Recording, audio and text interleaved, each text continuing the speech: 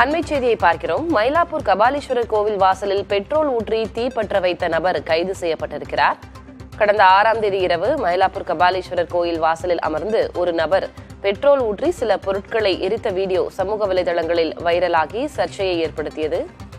இந்நிலையில் இது தொடர்பாக சம்பந்தப்பட்ட நபர் மீது நடவடிக்கை எடுக்க கோரி கோயில் கண்காணிப்பாளர் பாலமுருகன் மயிலாப்பூர் காவல் நிலையத்தில் புகார் அளித்ததன் பேரில் தற்போது அந்த நபர் கைது செய்யப்பட்டிருக்கிறார். கூடுதல் விவரங்களை வழங்குவதற்காக செய்தியாளர் அன்பரசன் இணைகிறார். அன்பரசன், யார் இந்த நபர், எதற்காக இதுபோன்ற செயலில் ஈடுபட்டார், என்ன விவரம்? மயிலாப்பூர் கபாலீஸ்வரர் கோவில் வாசலில் பெட்ரோல் ஊற்றி தீப்பற்ற வைத்த சம்பவத்தில் தற்போது அந்த பெட்ரோல் ஊற்றி தீப்பற்ற வைத்த நபரை மயிலாப்பூர் போலீசார் கைது செய்திருக்கிறார்கள். குறிப்பாக கடந்த 6ஆம் தேதி இரவு மயிலாப்பூர் கபாலீஸ்வரர் கோவில் வாசலில் இரவு 11:30 மணி அளவில் ஒரு நபர் அங்கு அமர்ந்து கொண்டு கையில் தான் கொண்டு வந்திருந்த பெட்ரோல் கேனில் இருந்து பெட்ரோலை ஊற்றி தீப்பற்ற வைத்தார்.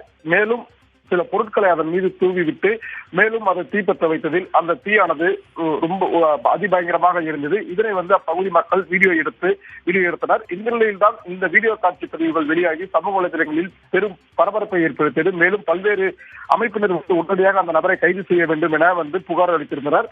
இந்த நிலையில் கோவில் கண்காணிப்பாளராக இருந்து வரும் பாலமுருகன் என்பவர் மயிலாப்பூர் காவல் நிலையத்தில் புகார் அளித்திருந்தார். குறிப்பாக அந்த சம்பவத்தில் ஈடுபட்டு மாந்தை குலைக்கும் வகையில் செயல்பட்ட அந்த நபரை கைது செய்ய வேண்டும் என அவர் புகார் அளித்திருந்தார். இதன் அடிப்படையில் மயிலாப்பூர் போலீசார் சிசிடிவி காட்சிகளை கைப்பற்றி கடந்த சில தினங்களாகவே அந்த நபர் யார் என்பது குறித்தும் அந்த நபரை கைது செய்ய வேண்டும் என்பது குறித்தும் தீவிர விசாரணையில் ஈடுபட்டு வந்தனர்.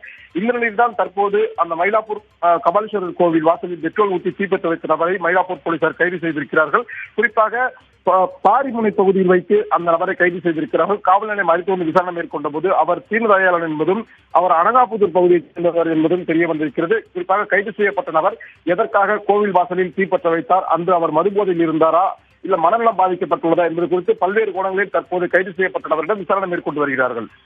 விவரங்களுக்கு நன்றி அன்பரசன்.